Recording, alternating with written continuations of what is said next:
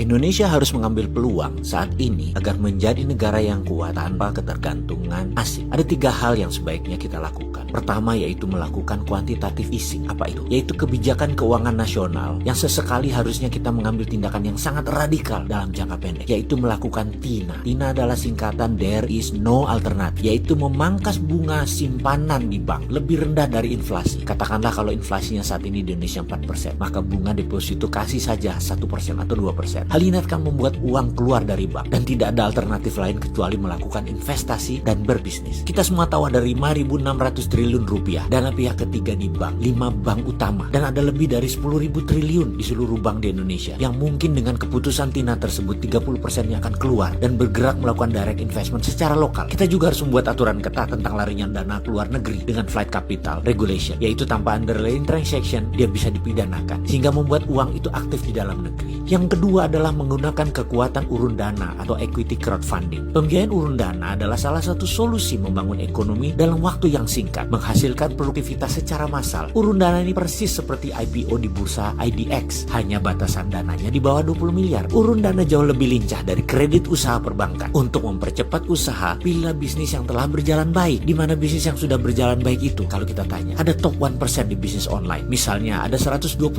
merchant di GoFood. Top 1% itu adalah 1.200 perusahaan yang sangat layak dibiayai untuk membuka cabang baru di seluruh Indonesia. Funding sulit dari bank. Namun dengan urun dana, kebijakan TINA yang tadi di poin pertama bisa membuat ekonomi tumbuh karena investor tadi akan invest di produk-produk yang sangat bagus. Sisi positif lain dari membangun kelas menengah adalah setiap pembangunan cabang kira-kira memerlukan 20-50 tenaga kerja terserap. Dalam waktu singkat 1-2 juta tenaga kerja terserap dari kelas menengah tersebut, dari bisnis yang tumbuh tadi. Dan terakhir, dan ini sangat penting, Indonesia harus membangun platform teknologi sendiri. Seperti halnya dilakukan Cina 10 tahun terakhir, yaitu membangun swasta dengan perlindungan ketat atau protection dari negara. Renren misalnya dilindungi oleh pemerintah Cina. Facebook tidak boleh masuk Cina sampai Renren menguasai 80% pasar di Cina. Didi Sucing online transportation telah menguasai 80% pasar Cina, Uber baru boleh masuk. Alibaba menguasai 80% pasar Cina, baru Amazon boleh masuk. Baidu menguasai 80% pasar Cina, baru Google boleh masuk. Youku menguasai lebih dari 90% pasar Cina, baru YouTube boleh masuk. Dan masuknya pun masih dibatasi. Jadi Indonesia kalau mau maju, aplikasi anak negeri dilindungi terlebih dahulu. Sekarang perang dagang Cina Amerika sedang memanas. Indonesia ambil kesempatan. Anak muda buat fintechnya sendiri, buat Google Indonesia sendiri, buat WeChat Indonesia sendiri, buat Facebook Indonesia sendiri. Dan pastikan negara memprotek produk anak bangsa tersebut. Bahkan Facebook asing diatur, Google asing diatur, dibatasi agar produk Indonesia berkuasa kembali merebut pasar tersebut. Banyak benefit lain yang dipakai dan dilindungi oleh pemerintah jika menggunakan sosial media lokal. Saya yakin dalam 1-2 tahun ke depan anak bangsa bisa membuat produk tersebut hingga puncaknya pada perang 2021, puncak perang dagang Cina Amerika tersebut, Indonesia sudah punya produk tersebut dan tidak tergantung kepada 2 negara tersebut. Begitu perang dagang memuncak, Amerika pasti akan mematikan sosmednya,